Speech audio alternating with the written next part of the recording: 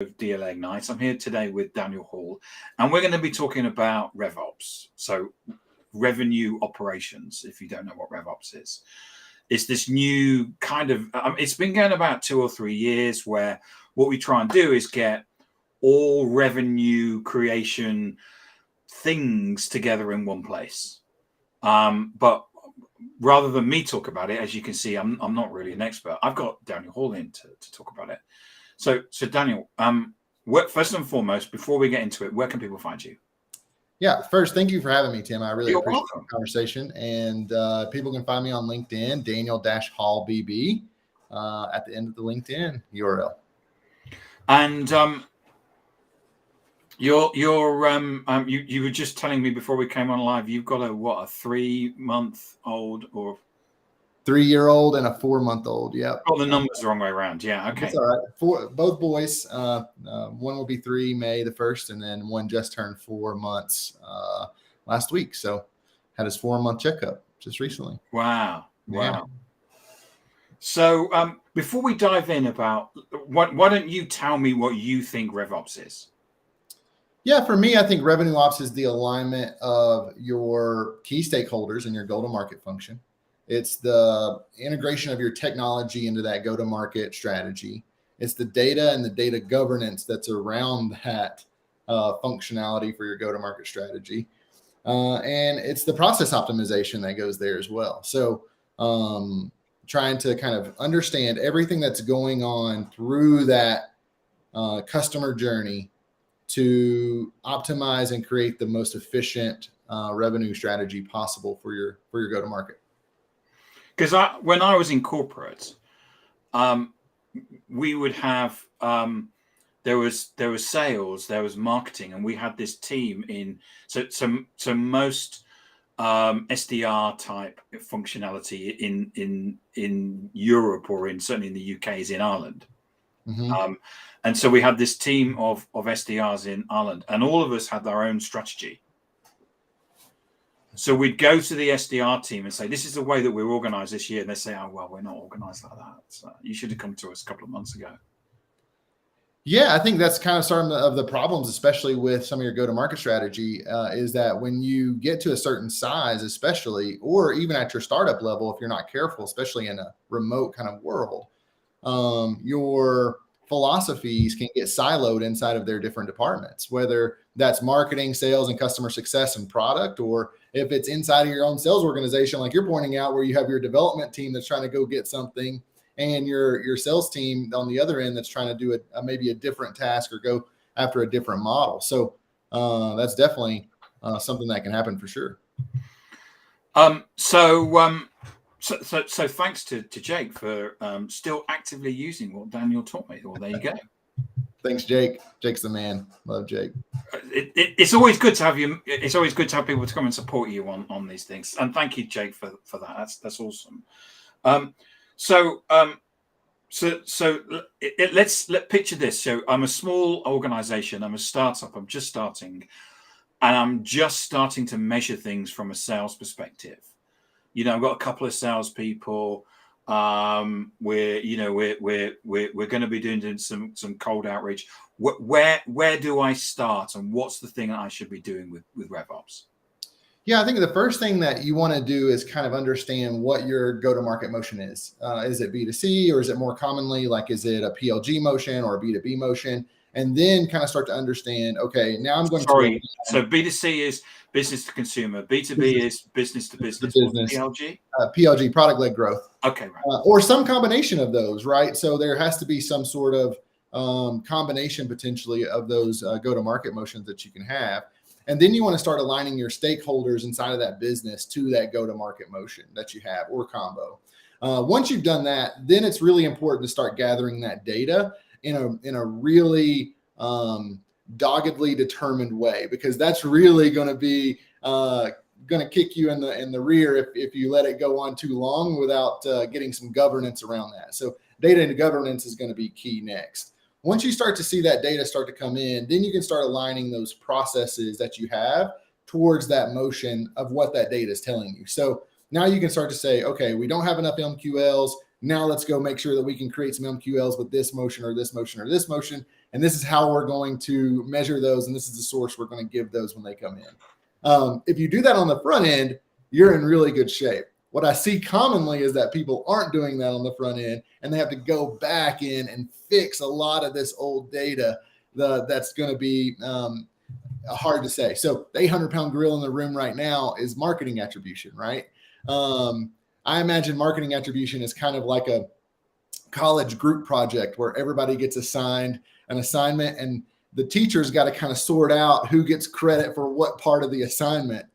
And most companies will go with first touch or last touch attribution, meaning whoever starts the school project gets credit for the whole thing. Well, that's not really fair to the rest of the group. Or in last touch attribution, whoever turns the assignment in gets credit for the whole thing. And that's not really fair to the whole group, right?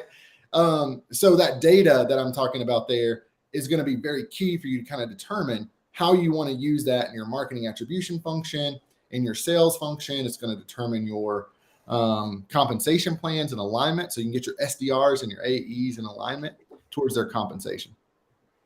So, I mean, should we be collecting data? Because quite often what happens is we get a CRM and we collect data in that, which has we may be having a campaign code where we're looking at that we've got certain, we've got certain opportunities based on a certain campaign. Should we be looking at data before that? I think so. I think you should be looking at data as soon as it starts to come in to kind of understand where it's coming from and why it's coming in. That's really going to help you kind of understand where that information is coming from in your business and what you can do about it. We used a lot of source coding for ourselves. We were really lucky. We had a really great data and BI organization where I was. And we used a lot of source coding in our CRM to determine where that data was coming from. But even with us, we had two different kinds of motions, a product-led growth motion and a B2B motion. And so now you're trying to determine, is this part of the PLG motion? Is this part of the B2B motion? How do we kind of discern those and differentiate those? And what's really worth spending time on from a human perspective? So when you get these processes going, there's a lot of incentive in your business to automate those, right? But if you don't know where that data is kind of coming from and you can't really tell like what's significant and what's not, then you're going to have a hard time automating. And that means you have to put humans on everything. And that's a really expensive model. So you want to be careful there. So we're checking the data as it comes in. We're also checking the data in the CRM. Should we be afterwards? What are we going to do when we're going to look at that data and look at the process? What questions can we be asking? Yeah, once you've kind of aligned your entire team and your go-to-market organization along those KPIs, and that's really key, making sure that everybody's understands what the definitions of those KPIs are and that they're all in alignment, that's what it is. Everybody's in alignment on the time frames, what they are, with how they're measured, those kind of things. Once that happens, now you can start to look at your customer journey as a whole and start to see where things aren't really matching up to the data that you want, right? So now you can start to see, this is where my hashtag stop the leaks comes in, right? Yes. Now you can start to see where the leaks are inside of your funnel. Well, if you've got a ton of leads at the top end of your funnel and you've got a ton of, qualified leads in the sales organization, maybe there's some alignment there, or maybe you're overqualifying because the conversion rate at the back end of the funnel is too low for what you're kind of expecting, right? So now you can start to look at this kind of more broadly and say, okay, here's where we're really winning. Here's where we need some help and where we need to stop the leaks. And here's what we're going to do about that. A lot of times, Tim, especially with smaller companies, what I'm seeing is that there's no real process for them to go in and look at the funnel on a continuous basis and say, these are the projects that we're doing to move the needle on this particular metric, right? That's what a revenue operations organization will do inside of your business. That's what our sprint reviews are about. That's what our backlog grooming is about. We want to move the needle on those particular metrics to get the revenue back into the business and make it optimized, to do better with less. That's what we're about. And so what? So if I'm a CEO, I am a CEO of a small business. As a CEO of a small business, what? So I need to start measuring stuff. Is that what you're saying? I think so. I think what I would start measuring is kind of some of the important parts of it, right? Who are you creating awareness with? How are you Yeah. measuring what your awareness is? How are you measuring what the education is of how you're different from other people outside in the world? And then how are you measuring who's choosing your solution on that particular go-to-market motion, right?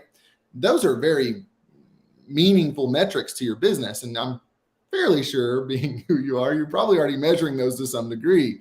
What a revenue ops organization can do is say, are these benchmarked appropriately? And what are we doing about incrementally driving these up to create incrementally more revenue? And what I found is if you start further back on the funnel, in that top end of the funnel, and incrementally drive those, there's a downstream effect that helps your overall revenue, which is great. And so once we're doing that and we're checking and we're understanding our average deal size, deal velocity, and things, that where can we start moving from and start advancing the organization on that? Yeah, I think so. One of the things that you have to be really careful of with your revenue ops organization is that you don't get into the specific strategies of driving those particular business models inside of your business. That's what your CMO is for. That's what your CRO is for, your VP of sales. That's what your, VP of customer success is for, and those kind of things. But what you're doing is you're identifying those really, I think really great revenue operations teams will identify those friction points in your funnel and then alert those strategic minds to those particular problems. And they may even bring a potential solution.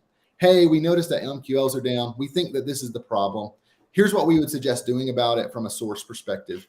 But you have to allow your people inside of your business to do the work that they were brought in to do, right? So you don't want to infringe too much upon what they're trying to do there. You want to give them the latitude to go do their work. So what you're saying is that Rev-Ops is an advisory position within the organization. You're not going to tell them. You may say this is what we suggest, but at the end of the day, it's the various departmental heads that need to make a decision about yes or no whether we're going to do that. I think it's 100% right. I think one of the things that's really important about your revenue ops organization is that they're going to be an independent contributor to your balls and strikes that are being called inside of your game every quarter, right? If MQLs are down, the person who you don't want to tell you that is your CMO potentially, right? Because they have a lot at stake on those being high, and the reason that those are high, they want those to be that way. So from a revenue ops organization, you really get a clear, especially when you have those KPIs really defined inside of your organization, you get a clear picture of whether or not you're having a successful quarter. Yeah. And do you also then look at things like renewals, expansions, upsells, cross sales, resales, that sort of stuff? Is that where you would be forensically looking for those sort of things as well? Yeah, I think when you're thinking about I think of the funnel in two separate sides. It's kind of the winning by design bow tie funnel. The bow tie, yeah. And on the left side of the funnel, it's all your new revenue that's coming in, and on the right side of the funnel, it's all your retention revenue and your expansion revenue and what's there. When you're on that right side of the funnel, for me, I think there's really two important kind of concepts. One is, what is the health of that account, and how are you managing the health of that account? And then how are you operating based on that health information, right? So if that account's really healthy and you have a great relationship, there's probably an opportunity for expansion there, whether it's through cross-sell or resale through that company.